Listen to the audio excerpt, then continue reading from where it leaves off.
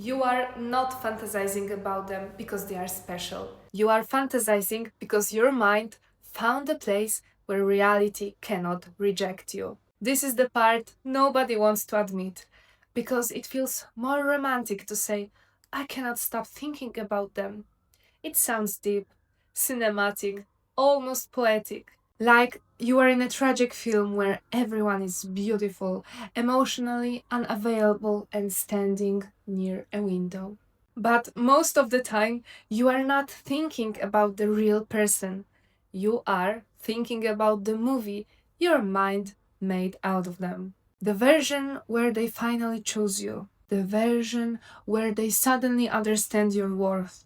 The version where one conversation fixes everything.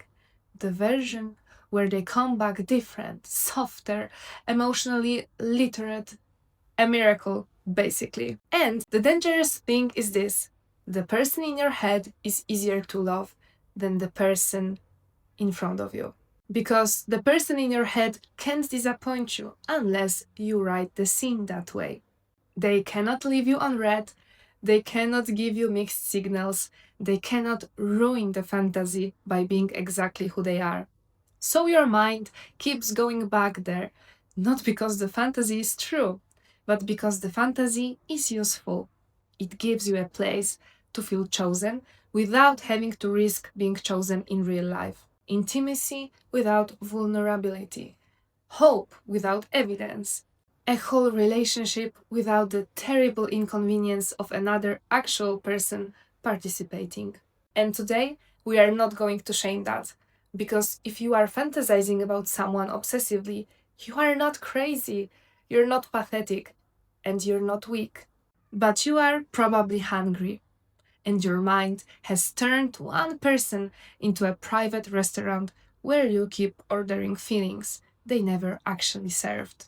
My name is Alexandra, and I decode the world around you so you can better understand the world within you. Let us start with the real mechanism. Fantasizing about someone is rarely just about them. It's emotional outsourcing.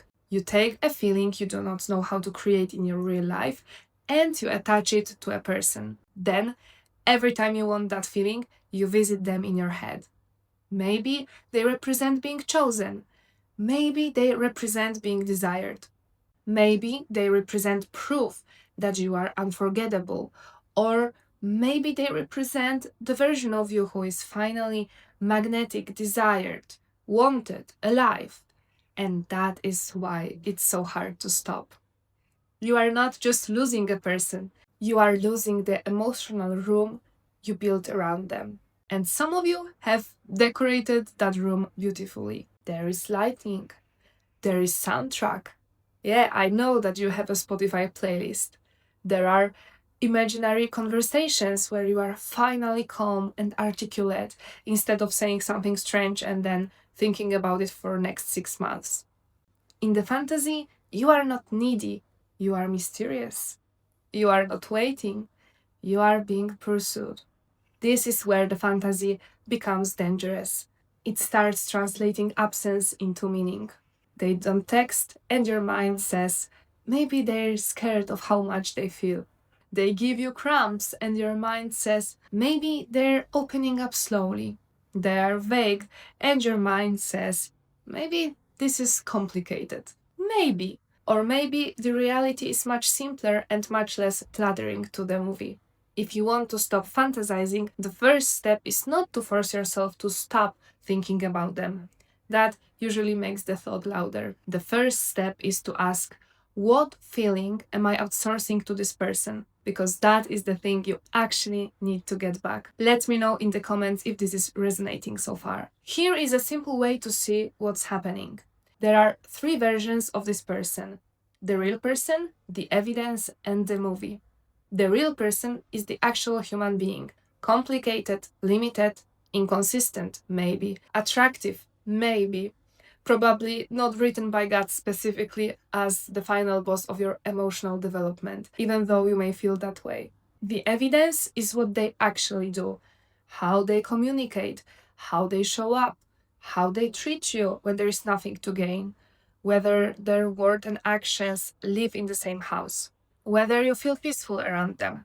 And then there is the movie, the look that meant something, the message you reread like it's an ancient scripture, the silence you interpreted as depth, the inconsistency you rebranded as fear. Some of you are not in love. You are in post production. You are editing scenes, adding music, removing facts, color grading neglect until it looks like longing. The problem with emotional cinema is that it can feel more powerful than real life because you control the edit. You can replay the best moment. You can skip the part where they were careless. You can zoom in on the one sentence that gave you hope and crop out the 3 months of confusion around it. So, here is the practical question: which version are you attached to? The person, the evidence, or the movie? Because if you are honest, most of the pain is not coming from losing them, it's coming from losing the story you built around them. If this hits you, there's more coming, so subscribe so you don't miss it. Now, let's talk about why this becomes so addictive. The fantasy usually gets stronger when the person is unclear, not when they are consistently loving, not when they are stable. The fantasy gets stronger when there are gaps, because gaps give your mind space to write. If someone is clear and consistent, your nervous system can relax.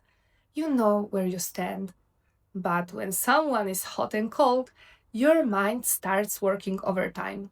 That uncertainty creates mental activity, and mental activity can feel like emotional depth. This is where many people confuse obsession with connection. Sometimes you cannot stop thinking because there is no resolution, and your brain hates an open tab, especially an open tab with chemistry. So it keeps refreshing. This is also why one small sign from them can feel enormous. One warm message, one view on your story, one I miss you dropped into your life like a match into a very dry forest. But that is not proof of love, that is proof of intermittent reward. When something is unpredictable, the brain pays more attention. The reward feels bigger because you had to wait for it. That is why crumbs can feel like a feast when you have been starving. Uncertainty isn't always mystery. Sometimes it's just someone being unclear while your imagination does free PR for them. And here is the part that usually hurts. The fantasy is not only about wanting them, it's about who you get to be if they choose you. If they finally choose you, maybe you weren't too much. Maybe you weren't forgettable. That is why certain people become so symbolic. They are not just a person anymore, they become a verdict. If they want me, I'm desirable. If they come back, I mattered. If they finally see me, I can stop feeling invisible. Do you see how heavy that is? That is too much power to give one human being who may not even be able to answer a text without needing 3 to 5 business days. But this is what fantasy does. It takes a wound and gives it a face. And now you're not dealing with abandonment, you are dealing with them. Pain with a face is easier to obsess over than pain with a root. So your mind keeps returning to the face, but the work is to go beneath it. Ask yourself, what would it prove if they chose me? That is the real hook, not them, the verdict you are trying to get through them. Now, let's be honest about something. Part of you doesn't want to stop fantasizing, not because you're weak, but because the fantasy is doing a great job. It gives you something to look forward to when your real life feels flat. It gives you a place to put desire when you do not know where else to put it. It gives you emotional intensity without asking you to take a real risk. Reality asks questions the fantasy never asks. What do I actually want? What am I avoiding? Why is my real life not giving me enough aliveness? Who would I be without this obsession organizing my day? Fantasy protects you from those questions. It gives your mind a project. And some of you are not in love with the person. You are in love with having a project. Because as long as you are busy decoding them, you do not have to build yourself.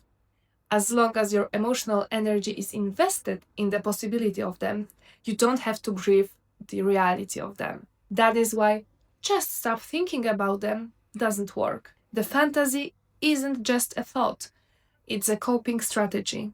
And coping strategies do not live just because you insult them.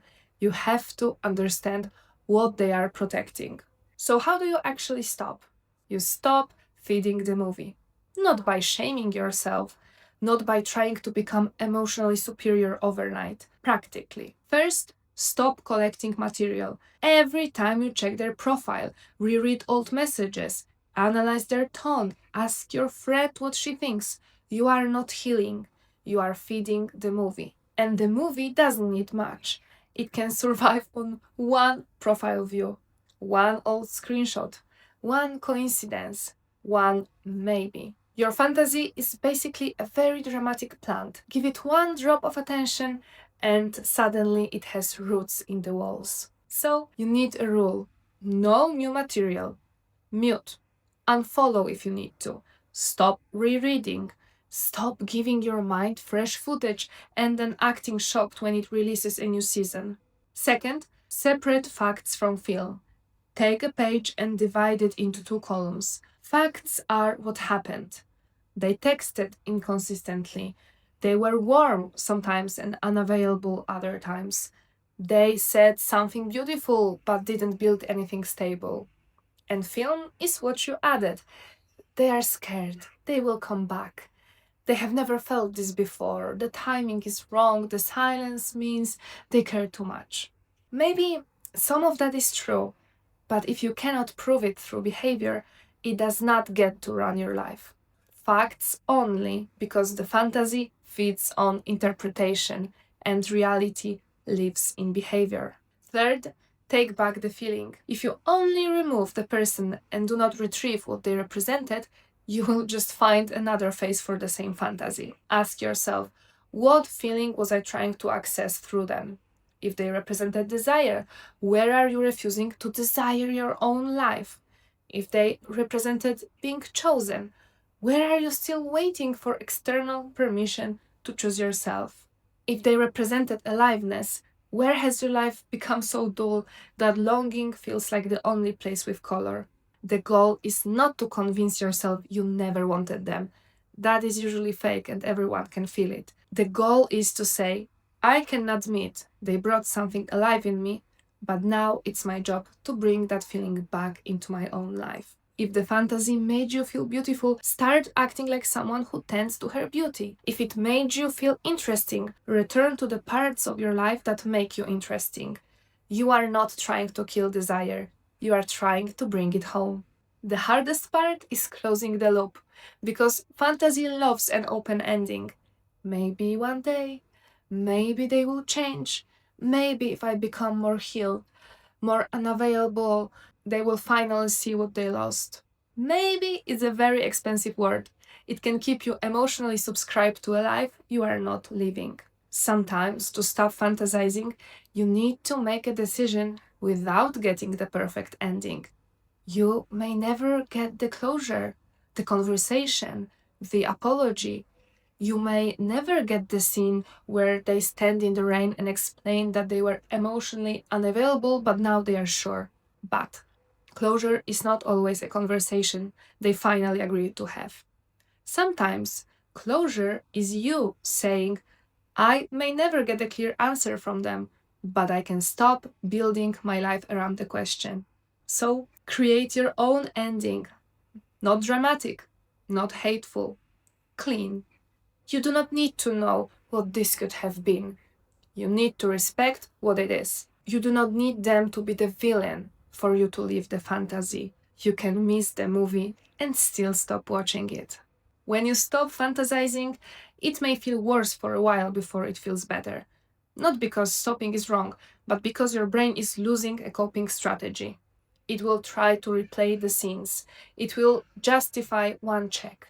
It will suddenly remember their best moments. And this is not a sign, this is a withdrawal symptom. When the urge comes back, do not panic.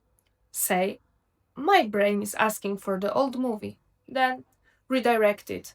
not with fake positivity, but with action. Move your body, work on something, clean one corner of your life, take the energy that wanted to spiral and give it a task in reality. Your mind needs evidence that there is life outside the fantasy. Give it evidence repeatedly. If your real life is empty, underbuilt, lonely, or secretly disappointing, the fantasy will keep winning. Not because the person is magical, but because the fantasy is the only place you feel something. So, if you want to stop fantasizing about someone, you have to make your real life harder to escape from. Not perfect, yours. Put desire back into your actual day. Put beauty back into your room, your body, your friendships, your work, your future. Create something that doesn't depend on whether one person texts you back. You do not stop fantasizing by becoming numb. You stop fantasizing by giving your real life enough color that your mind doesn't have to keep borrowing it from one person. You are fantasizing because the fantasy is doing something for you. Once you understand what it is doing, you do not have to hate yourself for needing it. But you also do not have to keep living inside it. You can miss the fantasy and still stop feeding it. You can love the movie and still leave the cinema. Thank you for being here. I will see you in the comments.